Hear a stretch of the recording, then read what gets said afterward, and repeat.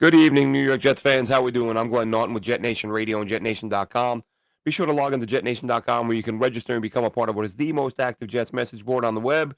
Joined, as always, tonight by my friend Chris Schubert to talk a little bit of Jets Broncos, how we felt that game unfolded, what we think is in store with the Eagles, and we're going to cover a few things in between, some stories throughout the week. Jets upset some fans today, and they added a tackle. It was not Lael Collins, but they did make a move, so we'll touch on that a little bit. But first off, Chris, how we doing?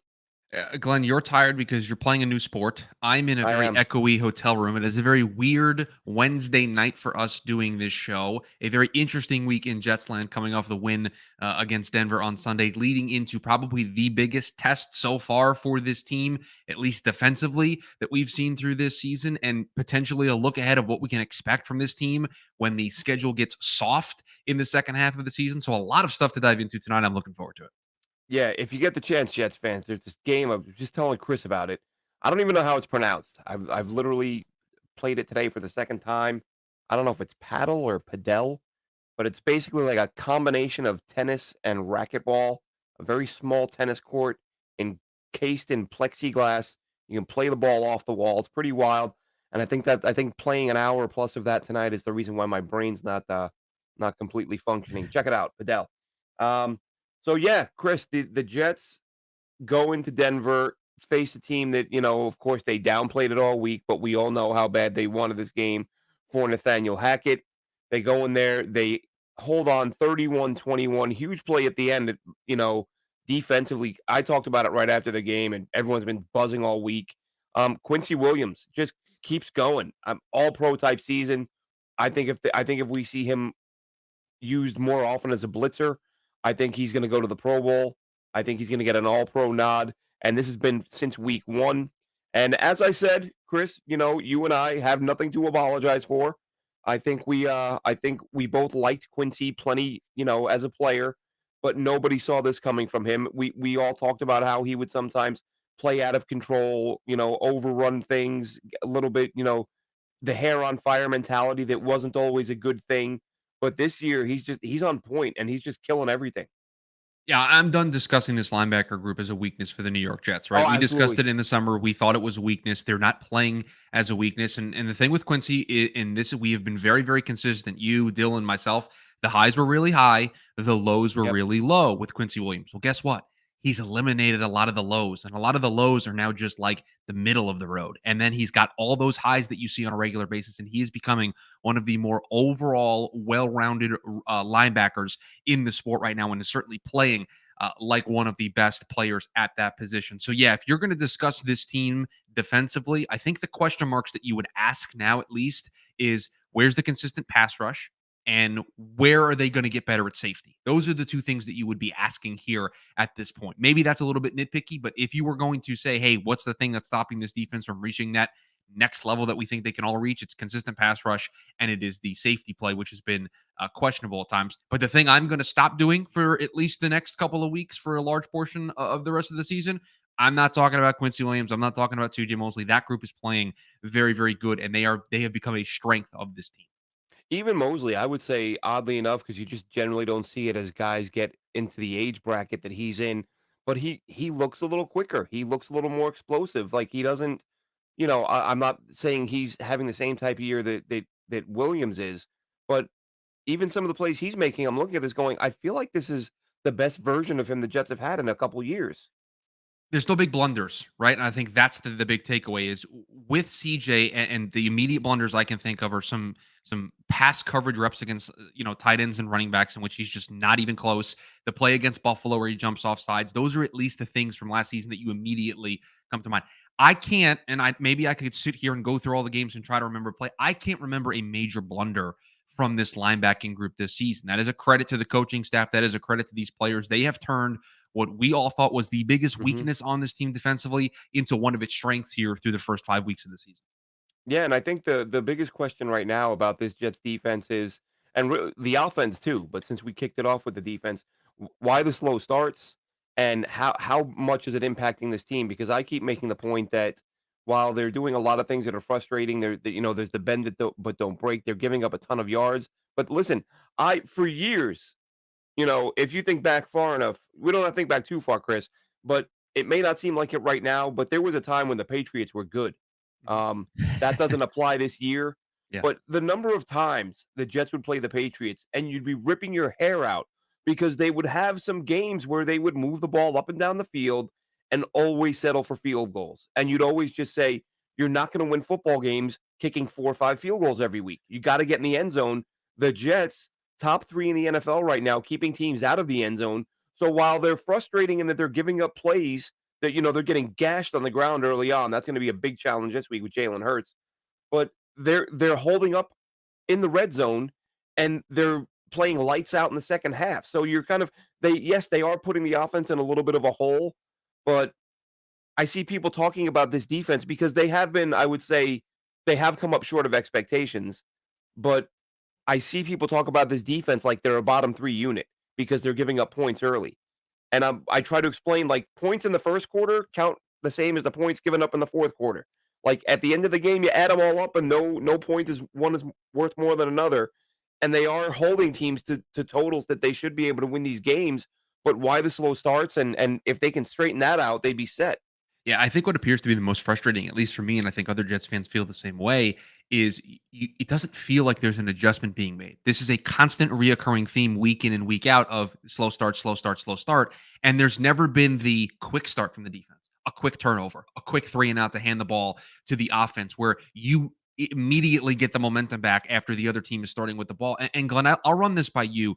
This has been a thought that I've had for the last couple of weeks now, as we've transitioned from Aaron Rodgers being this quarterback for from the first 4 plays of the season into Zach Wilson now being what I think is the entrenched starter for the remainder of the season. I think we can put to bed the idea that they're going to make a major quarterback change at some point during the season. At least that's Yeah. my personal take on it here at this point. And this goes counter to everything we know about the way Robert Saleh and this coaching staff operates. But I think it's an important adjustment. We hear a lot about how the game plan for the New York Jets is to rely on your defense and to rely on your running game and just have Zach not make the big mistake, right? That's the recipe. It's not a secret. It's not like your great grandma's secret Thanksgiving stuffing recipe that's handed down from generation to generation and you got to be in the know or you're not getting it. Nope. This one's plastered on the internet. It's got all the 5-star reviews. Everybody knows about this one. Everybody knows the recipe for the New York Jets is Zach, don't turn the ball over, run the football, play good defense. That's the recipe. Well, for me, what would be a huge momentum swing for the New York Jets? If I'm Robert Saleh and I win the toss, give me the ball. Nathaniel Hackett, drop your best 7 to 10 plays. Let's take this team right down the field. Let's go up 7-0. Let's go up 3-0. And then let's play to our strengths. Because if we're up, our defense can go after the quarterback and rush. And we can send forward, we can play in coverage, or we can just let everything in front of us and we can make stops. We can run the ball and take time off the clock. But when you are constantly being handed 3-0, 7-0, in the case of the Chiefs game, 17-0 deficits, it is hard to fall back into the way the Jets want to play football, which is defense and running game. Because at some point, if you're down like they were in the Dallas game in the second half, like they were in the Chiefs game, you're going to have to air it out. And if you have to air it out, everybody who's worried about Zach making a mistake, that's going to start to creep in. So I would love to see one of the adjustments that this team makes. And maybe they do it here against Philadelphia, backs against the wall. Nobody thinks they've had a chance. They've never beaten the Eagles before. They're 0-12 against the team. If you win the toss, take the ball, Nathaniel Hackett, Zach Wilson. Let's get this offense together, go down the field, put points on the board, and put the pressure on Philly. Don't put the pressure on Zach and the Jets defense and the Jets offense. Put the pressure on them. And if you go 3-and-out or you don't put points on the board, the defense can be like, all right, we'll pick you up. Now we'll make a stop. That's what I would like to see the adjustment be this week and moving forward. That would be interesting because I think I don't know if I could be completely making this up, but I could have sworn I heard a number earlier this year or even just a couple weeks ago saying that teams are now deferring something like 80+% of the time. It's just, it's almost like, Belichick, as far as I can remember, was the first one to do it all the time. And he was the guy that figured out scoring after the half gives you that extra possession.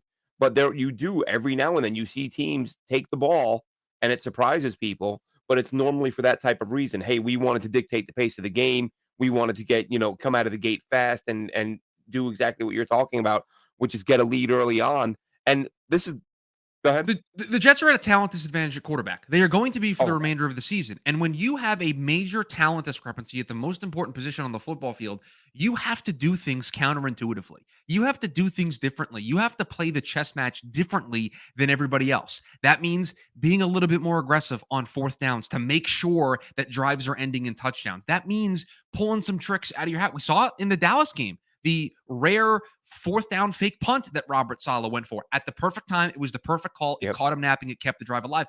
That's the type of stuff you have to do. And so you don't have to do it every week. I don't think you have to do it in 2 weeks when you play the Giants.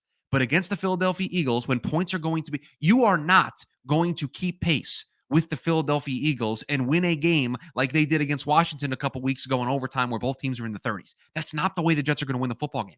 So if you take the ball, you go down the field, you go up 7-0, and now your defense can go, okay, Jalen Hurts, you're going to play from behind against us, and we think we're the best defense in football. Good luck. Let's go. That's what Yeah, I'd like and to I'll see tell this you, team do. this is the problem is that both units every week starting off slow, and at least the defense is sort of as advertised in the second half. What they'd given up like 1 yard of offense into the fourth quarter yesterday in the second half, Yeah, it or was late Sunday. into So the fourth quarter, and the graphic came up that the Broncos had 1 yard of offense like midway through the fourth quarter. And I was watching the game with some friends, and I was like, "Is that good? Is that good for the yeah, Broncos offense that they have 1 yard this half?" it's and this isn't despite what some people what ESPN saying that this is the worst version of Russell Wilson. It's far from it. Like he was far worse last year. He's putting up numbers this year. He's moving the ball, and you held him to a yard for almost two full quarters. So the defense is getting it done in the second half. The offense is doing enough to keep them in games. But I've made the point that I would argue the formula that you mentioned. Run the ball defense, Zach. I feel like this was the first time we saw everyone sort of hold up their end of the bargain. Because there have been games where there was no running game, and Zach was good enough to win. And there's someone who was mentioned in the chat, Ryan Rivera says the loss to the Patriots was inexcusable. Like it's tough to see. You're watching everyone beat the Patriots by 30 now, and you kind of you let them get away with, you let them steal a win again. So that's a tough one. But Can I come to the defense of the team for a second? Because I think there's something very important that's occurred over the last 2 weeks. For the first time in Zach Wilson's career, he has had back-to-back games in which he has completed 70% or more of his passes. mhm. That didn't happen on accident. He hasn't just stumbled into success. This is a team that designed an entire scheme, an entire offense, an entire way of operating with a guy wearing number 8 in mind. Aaron Rodgers was supposed to run this offense. They got the emotional win on Monday Night Football where they were able to kind of patchwork it together and just win one for Aaron and keep just the team's hopes alive and keep the fans' hopes alive by winning that football game. They then had to go back to the whiteboard and completely erase everything they had worked months and months and months on and had to rewrite the whiteboard. That doesn't happen in 1, 2, 3 weeks. It doesn't. The reason why the Chiefs game happened the way that it did, and the reason why Zach was able to play the way that it did, and the reason why they were able to win this past week against Denver is because it is the culmination of all of the work that they've been doing behind the scenes to get this offense in a place where they believe in Zach a lot. They believe in this running game a lot. They believe in this defense a lot. It has taken a couple of weeks for them to get to a place, and I'm not trying to be an apologist. Losing to the Patriots is inexcusable with the way that they played, but I'm not surprised when they had to completely revamp their offense. There were some speed bumps in the road. This is not plug in Zach Wilson, plug in new offense and profit. That's not how this works. There's going to be some bumps, and it's going to be a bumpy ride the rest of the way. Don't mistake this for positive time where, the Jets, because I hear Mike Greenberg doing this, the Jets are on the road to the playoffs. Get out of the way there. Listen, I'm not there yet. They are playing better, and I do think they can complete that path. But this is a bumpy ride to get this offense to where it can work with the limitations that Zach Wilson gives you. And I think the last 2 weeks you are seeing some of the higher end play that you can expect from this team if things go the way that they expect them to. And you saying that, talking about the offense and having to adjust on the fly, brings me to the next topic I did want to cover tonight, the Mecole Hardman situation. Jets reportedly shopping him. Hardman, oddly enough, sent out a tweet earlier saying, "I can't wait to say what I want to say," but then ended it by saying, "And this has nothing to do with my current situation." So I don't. That was weird. The first half of the tweet had me thinking, because we've wondered, is there something going on behind the scenes? I mean, people. It's weird to me. I feel like some folks just have a hard time saying the Jets screwed up when the Jets screw up. Um, Somebody dropped the ball at the Mecole Hardman thing. You either acquired a guy who you believe can only catch footballs from one quarterback, or you kept a backup quarterback who you feel can only complete passes to certain receivers. Like Mecole Hardman's a burner, Zach Wilson's got a cannon. Can he only ever run one route and like they don't think Zach Wilson is capable of throwing a deep ball? It's very weird to me. But Hardman now reportedly being shopped. He's not playing, basically. I saw the theory that, well, this is because Xavier Gipson emerged. Xavier Gipson played one snap through the first 3 weeks of the season. You're going to tell me that was the plan for Mecole Hardman? And I get that Aaron Rodgers loves throwing the deep ball and all that. But if you signed a receiver who can literally only run one route, then that was a screw up. That's a huge mistake. If you kept a quarterback who you believe isn't capable of throwing a deep ball, and we've talked about the mistake that it was to have Zach as your QB2 when he should have been on the sideline all year and all that. But somebody dropped the ball somewhere, and people are enjoying making a lot of. Oh no, it's because Xavier Gibson's emergence. His emergence. How many this past week is the first time he played more than a dozen snaps. It's not like Xavier Gibson's out there playing 15 snaps every single week, which is kind of like I think the expectation for Hardman was like 10 to 15 snaps a week with a few deep balls. But he's invisible. I don't know what you're gonna get. Can you get a 7 for him? I mean, they got him late in free agency. He wasn't generating a ton of interest, and you've now announced to the world he does one thing. Yeah, listen. If they get anything for him, great. I don't. I just don't see it ending with it being a blockbuster trade for the New York Jets of getting anything of value. Glenn, I feel like a broken record. And for those of you who are regular listeners of this show and you're potentially playing the drinking game at home, this is going to sound very familiar. Multiple things can be true at the same time, Glenn. Okay, and here are the multiple things that can be true. It can be true that the Jets brought in a guy and didn't know how to utilize him properly. It can be true that Zach Wilson isn't the quarterback that can get the most out of Mecole Hardman. It can also be true, Glenn, that Mecole Hardman played with Patrick Mahomes and had Andy Reid as his coach, and they couldn't get a lot out of him. All of those things can be true at the same time. The Jets can have screwed this up and not have found a nice role for Mecole Hardman. But this isn't also like Mecole Hardman was a Pro Bowler elsewhere and he's coming to the New York Jets and they can't find a role for him. Do you want to know where that example would apply? Ask the Dallas Cowboys whatever they're trying to do with Brandon Cooks. Somebody's got to explain to me how they can have a 1,000-yard receiver on their team and they can't get him more involved in that offense down there in Dallas. You want to ask a question about a wide receiver's role and how he's being used? That's a Pro Bowl 1,000-yard wide receiver. It's been a 1,000-yard receiver everywhere he goes, and he can't find success in Dallas. That is a very different situation than Mecole Hardman, who's been bouncing around the league, trying to find a role, trying to find a spot. The Jets feel like he can fit in with Aaron Rodgers and Nathaniel Hackett. That breaks down, and now we're in a different environment. Again, not excusing it. The Jets have to make the most out of the roster that they have, but multiple things can be true at the same time.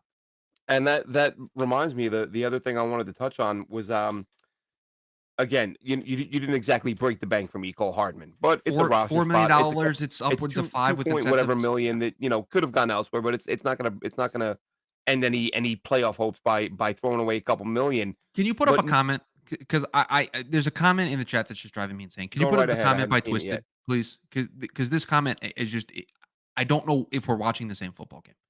This comment by Twisted, I will read it, and then if you want to put it up there, you can. He said, just because Zach took every dump pass he could find and boosted his completion ratio doesn't make a good quarterback. He's having difficulty seeing the field, and no OC is going to help that. That's on Zach. Did you watch the third down conversion late in the game to Tyler Conklin where it's his third read? He's looking to Dan Orlovsky did a great breakdown on this. Tyler Conklin is like the third or fourth read on that play.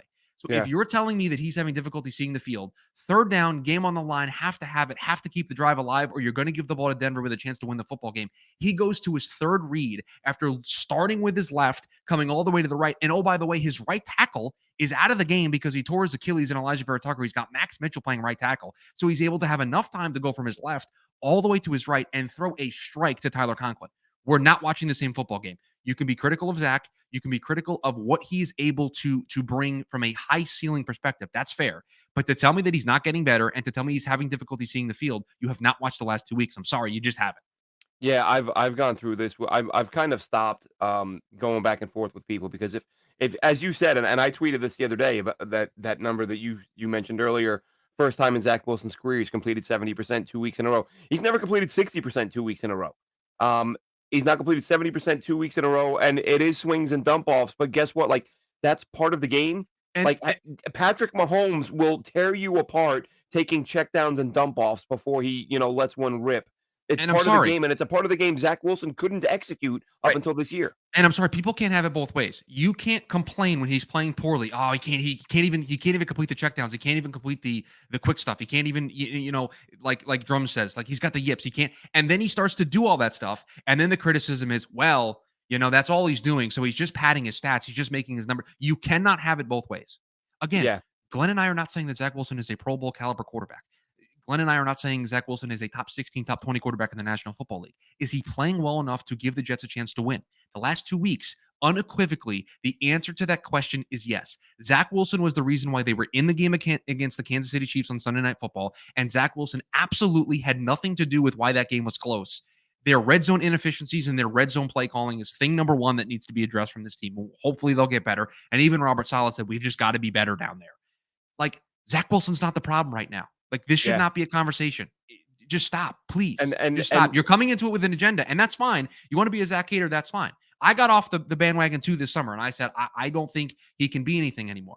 But to say that there has not been an improvement from what you saw in the New England game, in the Dallas game, like the players are even saying it.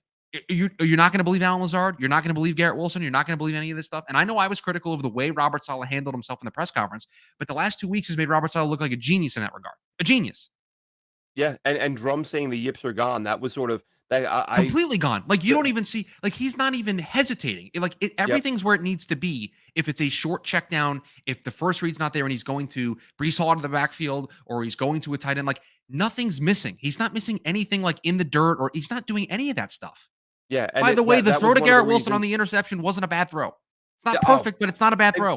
well, that's the thing. It was yeah, it was an imperfect throw. Could have been better, But but Garrett Wilson got his hands on the it, football. well, listen. I said the other day, if Aaron Rodgers makes that same exact throw with the same exact outcome, the only thing Jets fans are complaining about is the official not calling the hold. That's it. They're not Aaron Rodgers because it's a different human being throwing the football. He's completely and people say to me, "Oh, well, that's because Aaron Rodgers has a track record." He does, but the play is still the play. The way it unfolded and what happened is still what happened. You hit the receiver in the hands on again an imperfect throw that could have been better. But So as go ahead, Chris. no, Ryan's got a thing in the chat that is I have a graphic that I have ready for this that I was going to mention here at some point where Ryan says no play action passes in the red zone on first down was maddening. I don't know if anyone is a follower of Ben Baldwin on Twitter. He is Computer Cowboy, and he each and every week puts out a ton of data, a ton of charts, like just looking at all sorts of different things. And like when you see like those little circle charts of like where Sauce Gardner or where Elijah Vera Tucker and all those guys are, it normally comes from Ben, and he does a really great job. He had a chart this week. I think it was yesterday. It came out on October 10th. And it was a chart that showed play action pass percentage in early downs on the bottom, and then the EPA I on saw those that. plays on the top. And there were 4 different quadrants. So the bottom left is you have bad play action results and you're not throwing a ton of play action.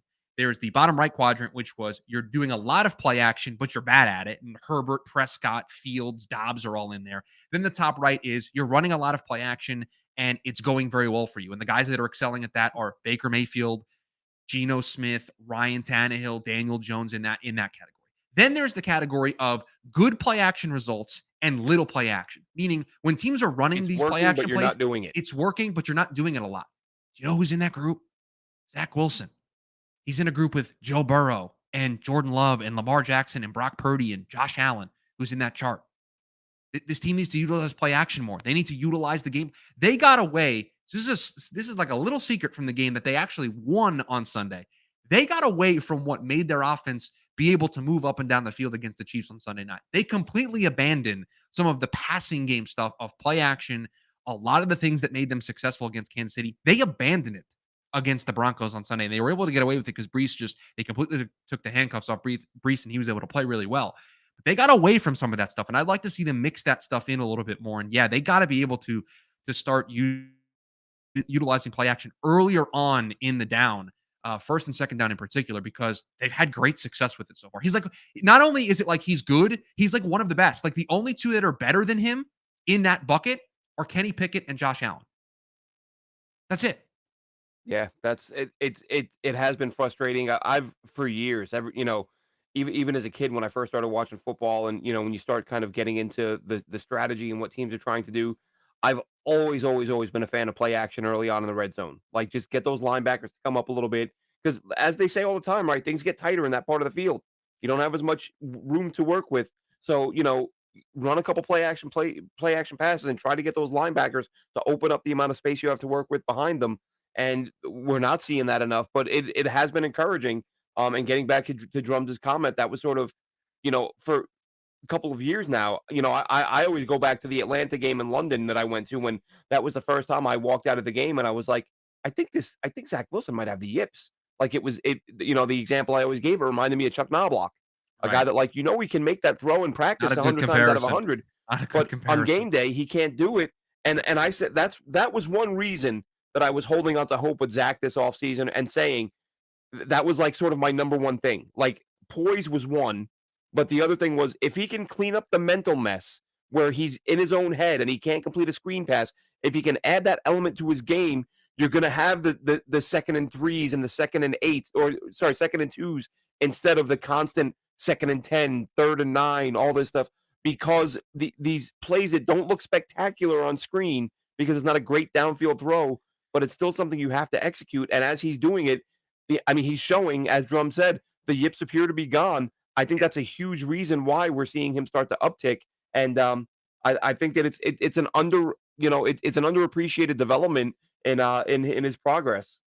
The other thing that I'd add too, and I don't, we always somehow get here, and I just hate this because I'd like to talk about so many other parts of this team and the game plan for Sunday against Philadelphia, but here we are, and I'm gonna come off as like a Zach apologist when like I haven't been. Like Glenn, you and I talked all summer long about this team needs an upgraded quarterback. Yep. We Yep. talked about how he couldn't be the QB two. Like I've Yep. been in the weeds on this, man. Like I've been in the weeds more than 100%. anybody else. I've been on the roller coaster ride probably more than anybody else who's watching this show. I like there's a Yep. picture that is still out on my Twitter account of me the morning after they drafted Zach Wilson, and I'm holding a big Panini trading card of Zach Wilson saying, this guy's my quarterback. Like I was in, guys. Like I was in December of 2020 watching film of this guy saying the Jets should take this kid. Like I Yep. have been on this roller coaster ride. I was in, I was out, and I don't want to say I'm back in again. And so please, when I say this, I don't want to come off as a Zach Wilson apologist, but we cannot sit up here and diminish the fact that this kid, after the Dallas and the New England game, got absolutely drawn through the mud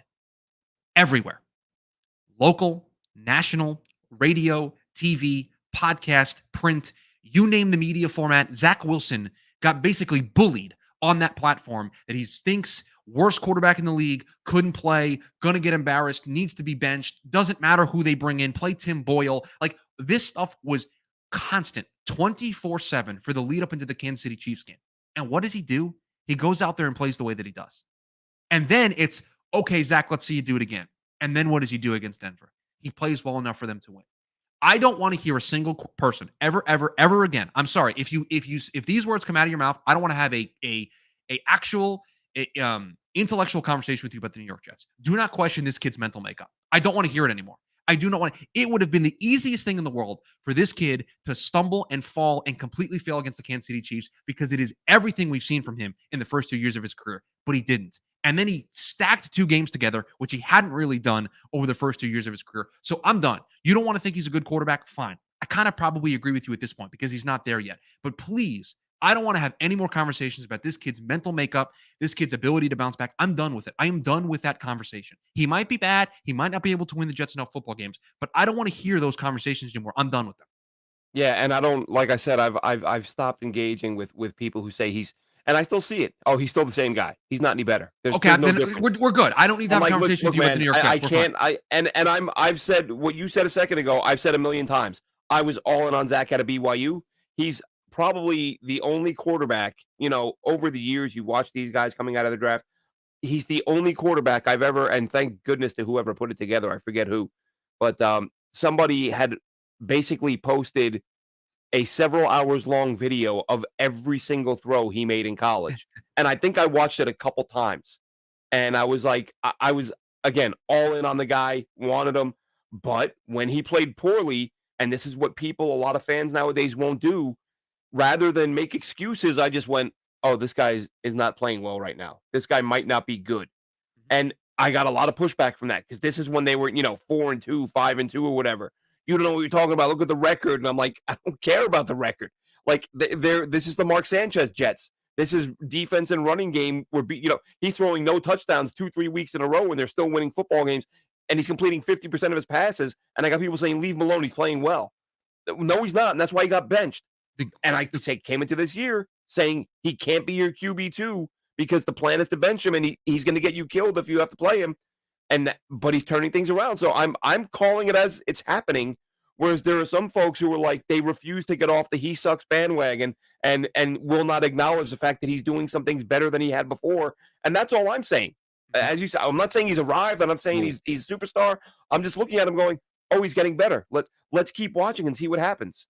the quarterback that has played the last 2 weeks for the New York Jets is a better version of Zach Wilson than the guy who started the year 5-2 last year when the Jets were Oh playing God, yeah, as absolutely, well as they were. It's a different player. Is absolutely. it good enough to get the Jets into the playoffs in the AFC?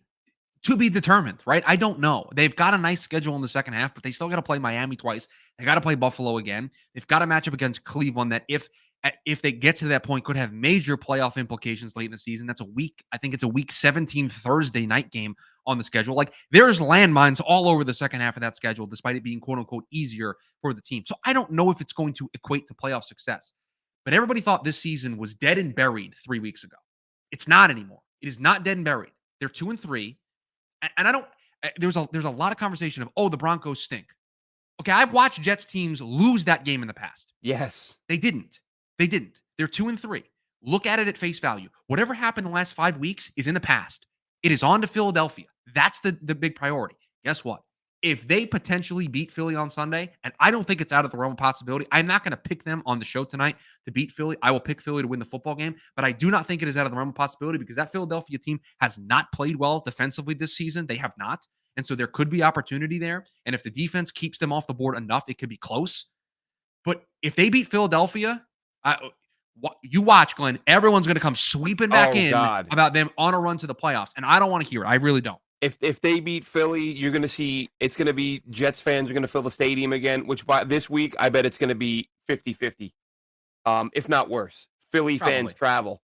And well, they've never beaten Philly, right? So that's the big question mark. They're 0-12 lifetime against Philadelphia. I know. It's so crazy. I ain't going to pick like them this week. It's the most obscure stat that I don't care about. Like it's like NFC, not a rival. Like it's stupid. Like you got to beat them eventually. I will think it's going to come this Sunday, but the only other stat that confuses people more, because I have a lot of friends who are not Jets fans, and when they're like, "Oh yeah, you got the Patriots, like you'll be able to beat them," and I'm like, "Guys, do you remember the last time we beat the Patriots?" And they're like, "Yeah, it was probably just a couple years ago." And I'm like, "Yeah, it's been 7 years." They're like, "What?" Yeah. I'm like, "Yeah, it's been 7 years. Like it's now 7.5 years since the New York Jets have beaten the New England Patriots." Like, no, they're not going to beat the New England Patriots until they do it. Like I assume they're going to lose. Yeah, and I can't. And I mean, Jesus, we won't get back into how ridiculous it is that they lost to them. But this Eagles team that they're getting ready to face, Yeah.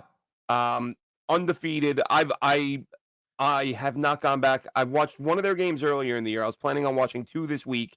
Haven't watched them yet. But to what you said earlier, I saw somebody tweet out that their defense is apparently a mess in the red zone right now, which could be exactly what the Jets need. But this defensive front, I think, for Philly is the biggest issue the Jets are going to have, especially without Elijah Vera Tucker. Yeah, the Jets. Listen, this game's won in the trenches. Joe Douglas has talked about this ad nauseum that this game is won in the trenches. Well, guess what? It is strength on strength. The Philadelphia offensive line against the New York Jets defensive line. You want to know where the game is going to be won and lost on Sunday? It is the success or failure of those two groups. Don't worry about any of the wide receivers. Don't worry about any of the playmakers. Don't worry about any of the quarterbacks. Don't worry about the tush push. Don't worry about any of that stuff. It is big man against big man. It is, can the Jets defensive line find the holes in this Philadelphia offensive line? If they're able to do that, I think they have a chance. I think they'll be able to slow Philadelphia down. That Philadelphia offensive line is one of the best in football. Their defensive line is nasty. Jalen Carter's having a fantastic rookie season. And if I was a New York Jets fan, I would be terrified of the idea of Zach Wilson running for his life. That is it's exactly that Eagles D line. They had like 25 different guys, had 10 sacks last year. Jalen Carter is just, the fact that guy had that situation he had, the car accident before the draft that had him fall. I just thought someone is going to get an absolute game wrecker. There were people that had him as the number one player in this class, that he could have been the best player. And when you watched him on film, Jalen Carter was unbelievable. And I remember saying to somebody, of course, I think what I'd said was, and every now and then I find myself saying this come draft time. There's a player where they're so talented, but there's such a big question with them. And with him, it was like the question was his combine showing or pro day, whichever one it was. And I'd said to people, like, let's not forget he had something going on that was bigger than football, and that could have been in his head, and that might be why. But it was I almost didn't want him on the board because the boom or bust factor was so big. I'm like, he could be the best player in this class, or he could be a guy who did poorly at the combine just because maybe there are some work ethic issues. Apparently, so far, not the case at all. The Jets didn't get the chance to pass on him, but I was like I said, every now and then I see a player and I think I don't want the Jets to have to make a decision on this guy because he's going to be one of the best ever, or he could be out of the league in a couple years. And I feel like if it's the Jets, they're gonna whichever they do is gonna go the way they don't want it to. I'll give you just a little more context to this game. And again, I've made it very clear I'm picking Philadelphia in this one. And here's one of the reasons why. And I'm shout out to Ben Baldwin again, who I'm going to utilize one of the graphics that he put out less than 10 hours ago. And again, I don't know Ben personally. I love his work. I love the graphics that he throws up. I love the data that he's able to provide. So I highly recommend if you're interested in that kind of stuff, you like that advanced analytics and you like being able to take a deeper dive into the game, highly recommend you following and seeing all those charts.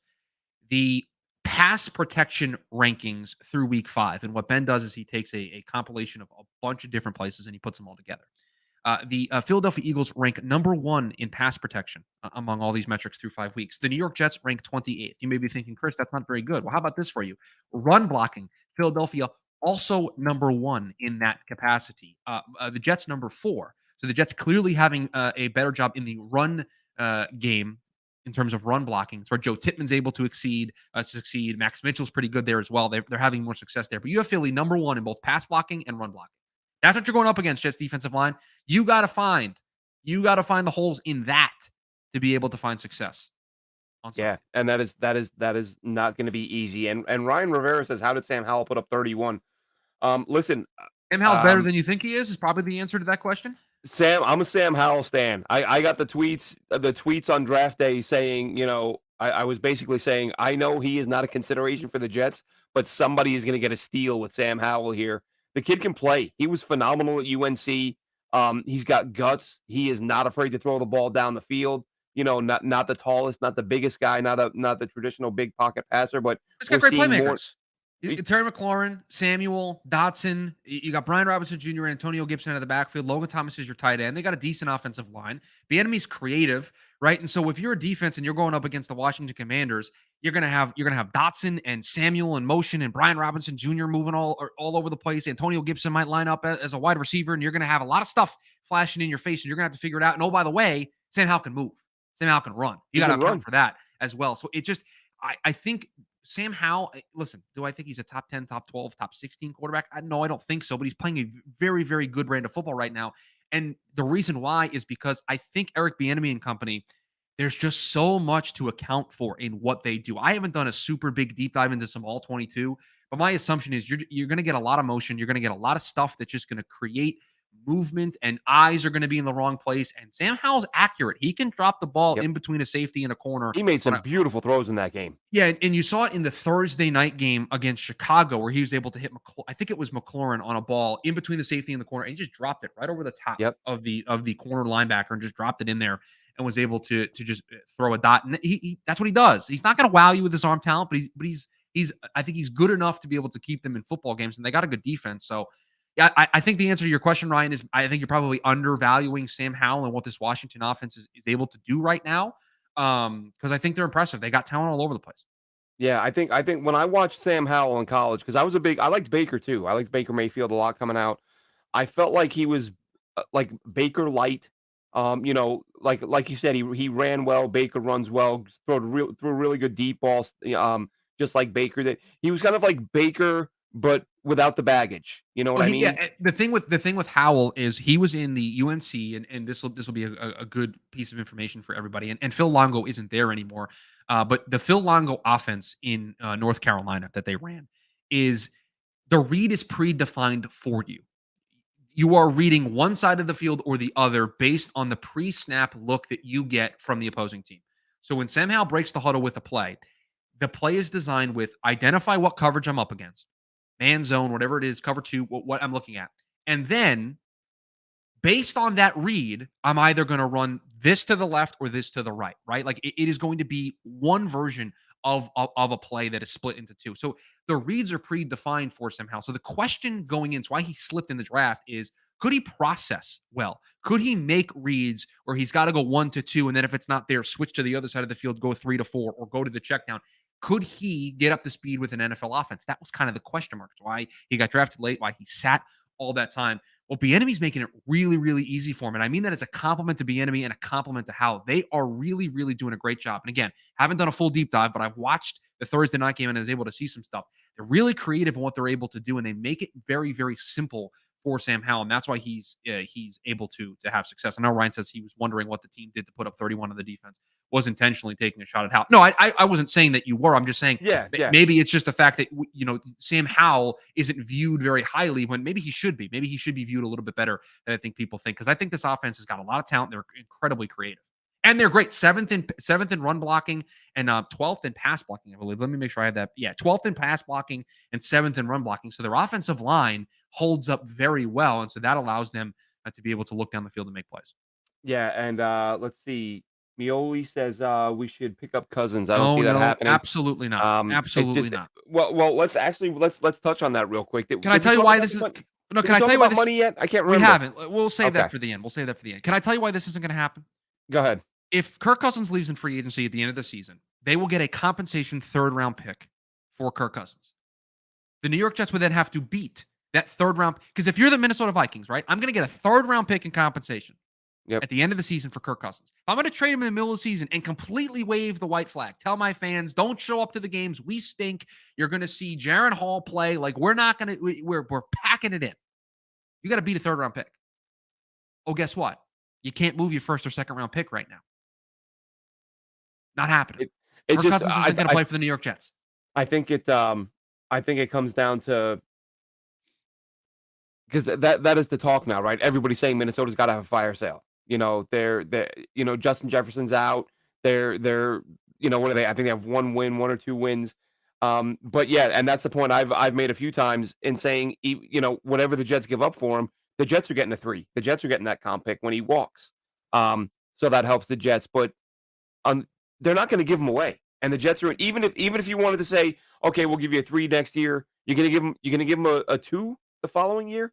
You can give up a 3 and a 2 for a 10-game rental. We can't be giving up. We can't be giving up draft. And how long is it going to take for him to get it? I don't know. Listen, I didn't hate the idea the second Rodgers went down and you had more time. But they were never going to do that because it was week 2, right? Like they were still in it. Now they're 1-4.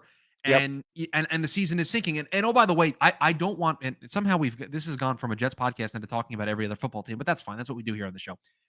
This is the opposite of what happened last year. And I think people are going to immediately assume that this is the Vikings just being bad and they stink and they're not very good. Last year, this team won every close game in the book. Yes. The game against Buffalo. Improbable. Every break went their way. Right. Every break went their way. This year, every one of those 1-score games isn't going their way. Yep. This is the reverse end of that coin. So they're not a complete 180 from where they were a year ago. Yes, they've lost some talent. Yes, they're a different football team, but they're not as bad at 1-4, but they're not as good as their record last year said. Right. They're kind of somewhere in the middle. And this is kind of the revert back to the norm, right? Yeah, this is the regression to the mean, I think, for the Minnesota Vikings is what you're seeing this season. Yeah, so it's I don't see that happening. I know that there was some talk. Did the Jets pick up AVT's 50? Yes, they do. Yeah, but 100%.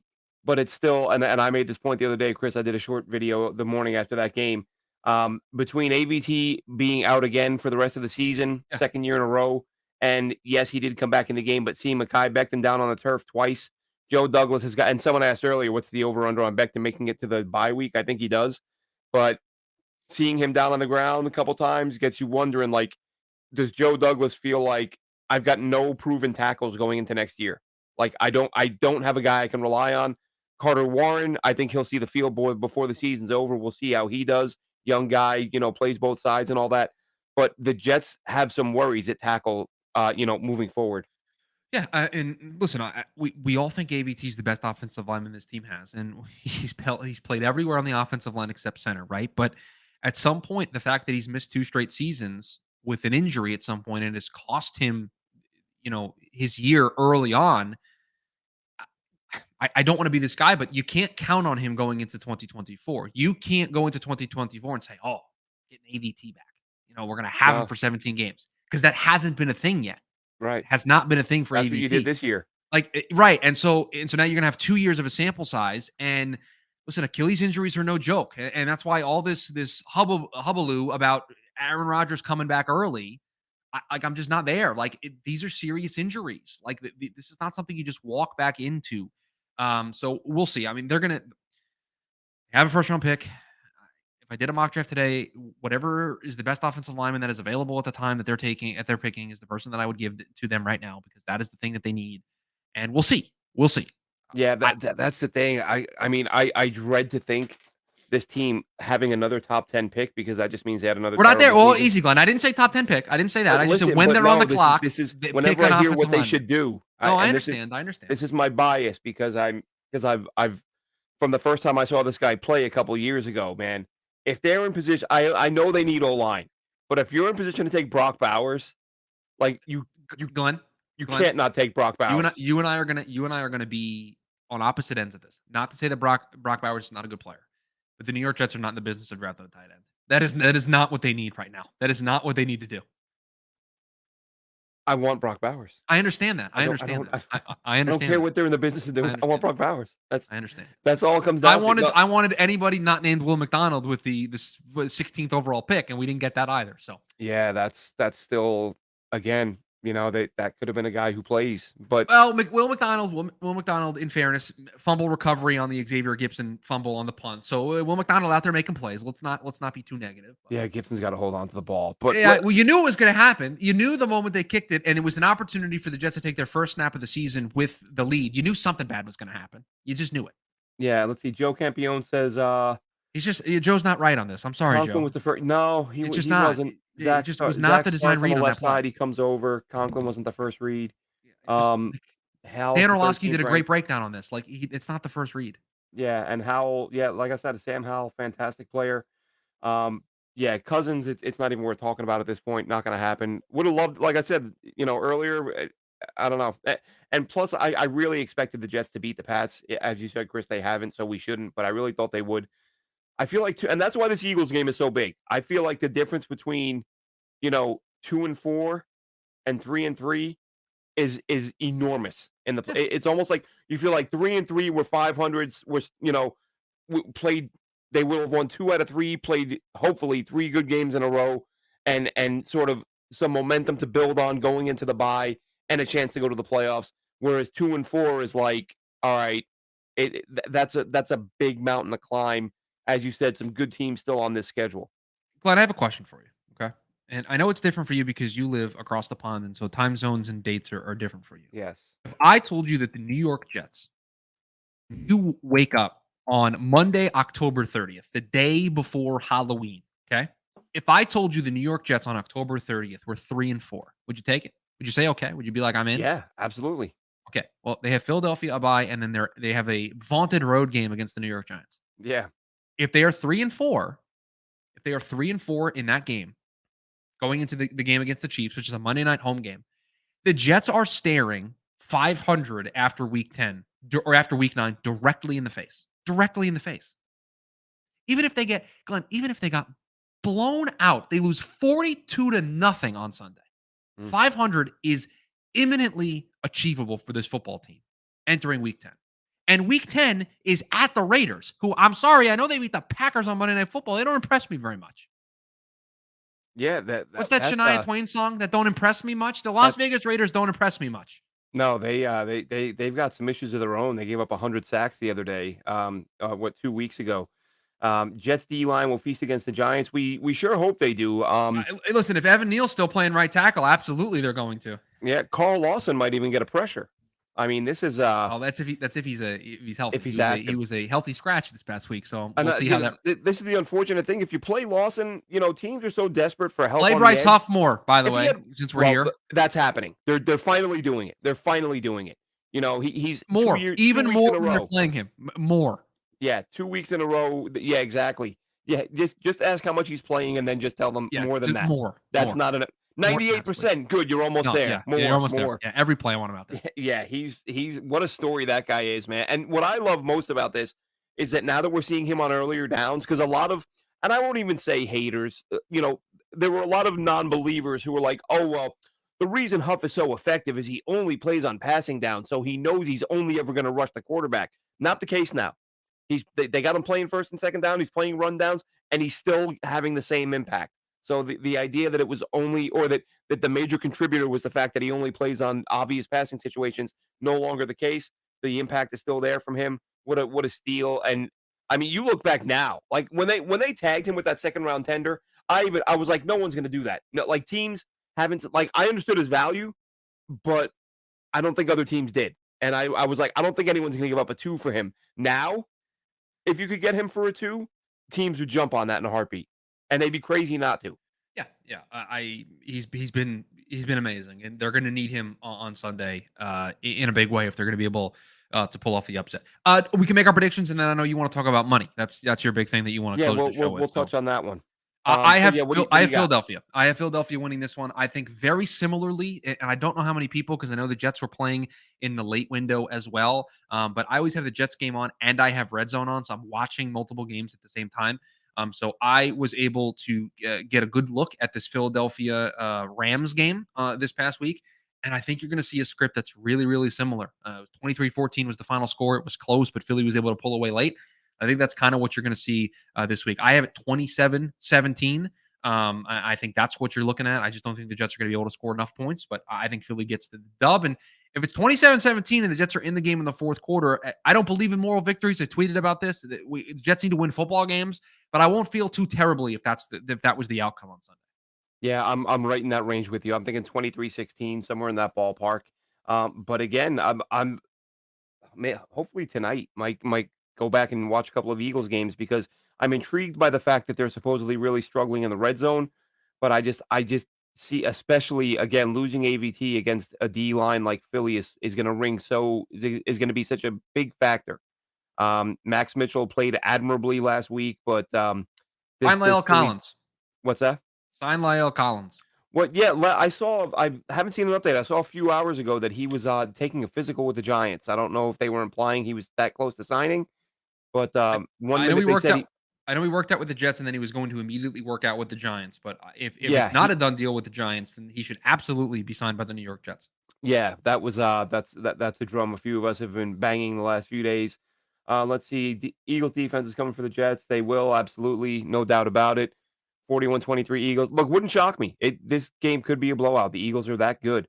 So real quick before we go, Jets season ticket holders, this one will be of interest to you. I thought it was an interesting story because it was just 2 or 3 weeks ago, I believe. And if I'm not mistaken, I apologize if I'm wrong. I think it was Kimberly Martin um, on ESPN, a segment. No, it wasn't Kimberly Martin. I forget who it was. It was someone on one of the roundtable discussions, I believe.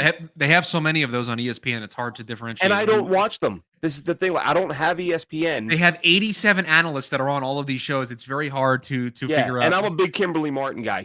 She was great writer. I met her a couple times at training camp. She covered the Super Jets for nice. So Newsday for a little bit, right? Yeah. yeah, I could have her on the brain. It may not have been Kimberly Martin. I'm trying to go back. She's been a Um, Zach Wilson defender the last couple of weeks. So I've been paying attention to some of the clips that she's been, okay, she's been talking about them a lot on Get Up. So, okay, uh, but yeah, yeah, I because don't remember exactly the person that you are I'm referencing. pretty sure it may have been Josine. I know it was a female. May have been Josine Anderson. I'm not Okay. sure, but either way, saying that the Jets were cash strapped and the Jets are having money issues, and now we're seeing a story today from Jet Nation, and I saw it from a few other season ticket holders. It's week 5, and the Jets are asking for money for next year's tickets, which is apparently way earlier than they would normally ask for that money. And just a weird thing to me, I think at this point, and they loved getting Aaron Rodgers and the surge of the surge of season ticket sales and merch and all the money came rolling in. And now here we are a month or two later, and the Jets are asking season ticket holders for another round of money. Not a great look. I mean, you're in the New York market. You're a major market team, and there are rumors swirling that there are money issues. And a couple weeks later, you're asking for a very early layout. Yeah, I mean, if this is accurate, this is not a great look for the team that wants their fan base to invest into what is supposed to be a positive sign moving forward with Aaron Rodgers being in town and this team trying to compete and trying to win now, and Woody Johnson saying all offseason, we're just a quarterback away, we're just a quarterback away. Like it's a tough look if there's money problems going on behind the scenes and that's stopping you from being able to invest into this franchise. So if that is the case, if that is accurate, that's a major problem, I think, moving forward for this football team. Yeah, I think it's just such a bad look, especially at a time. I mean, season ticket holders, the money those guys lay out. I was when I my last couple years in the States before I moved over, I was a season ticket guy. Sold them every week to other Jets fans and bought better seats because I couldn't afford the good seats, but on game day I always wanted the good seats. So I used to sell mine to other Jets fans and then buy better seats than what I had. But yeah, the money these guys lay out is insane. And to come out asking for the money now, it just seems really weird.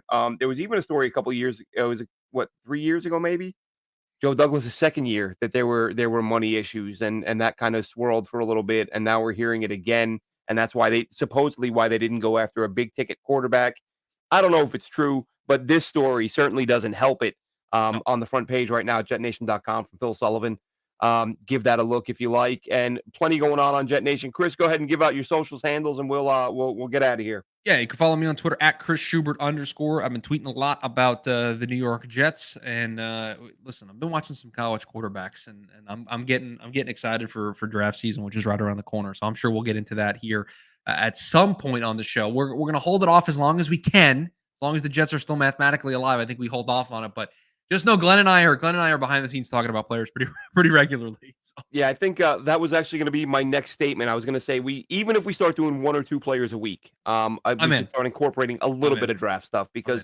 because we love it. We love the draft, and we're not going to take up whole entire shows with it. But if we do like one, two, three prospects every week, absolutely. You got something there, Chris? No, I was saying I'm Oh, in. You you signed me look up. like you look like you were about to say that. Let's see, Zach Wilson Jr. college development. Um, An analogy on Zach Jr. in college developing QBs. Why is everyone grading and judging as if he's graduate? Listen, eh, Because guy, that's not the way it works in the NFL, right? Like but you get taken second overall. The expectation is right or wrong. The expectation is you can be effective enough to win football games at the NFL level, right? yeah, Right or wrong that they drafted a 21, 22-year old out of BYU and he probably needed a year on the bench. When you're drafted number 2 overall, there's a different expectation. Like Bryce Young in Carolina, they're struggling right now. Well, the expectation for Bryce when he was drafted number 1 overall is to go in there and to help that team win football games, right? Like yeah, right or wrong, that's the expectation.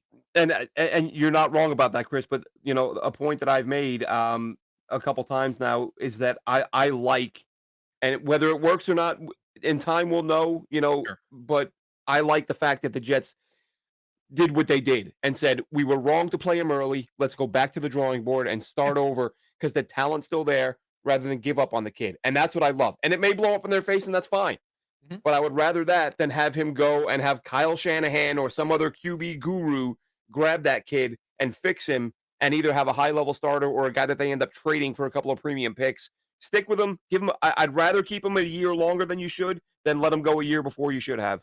Oh, yeah, and Highlander, I agree 100% with what you're saying. I don't disagree at all. I'm just telling you that the way the media narratives work, the way that the NFL as a whole is so quarterback driven, and you need to win when you have a quarterback on a rookie deal, right? Like that mindset of those first 3 years are really your opportunity to find success and to be able to build a roster. Like that's just the expectation, right? And so when a guy hits a road bump like Zach has, that people want to label him a bust and want to completely move on. So listen, I agree with you. I'm happy that the Jets decided to not completely give up on the kid because we've seen the Jets kind of do that with quarterbacks in the past. Trading for Aaron Rodgers certainly helped in that regard. And so I think you're starting to see him turn a corner. What does he become when he turns that corner? I don't know. We'll see. We've got what they've played 5 games. We've got 12 more games to see what he can become over the course of this season. So we'll see. I mean, if he can finish this season strong and play a really good 12 games, and then that can lead into another year of learning under Aaron, backing him up. Like, who knows what that could look like in 2 years? Who knows? It could be great. It could be nothing. Who knows? Yeah, absolutely. Well, that's going to wrap this one up. Give me a follow on Twitter at JNRadio_Glenn. We will be back again next week, hopefully talking about a win against the Eagles. My gut tells me no, but listen, if this run game and defense show up and Zach doesn't turn it over, they got a shot against anybody. Have a good one, Jets fans. All right.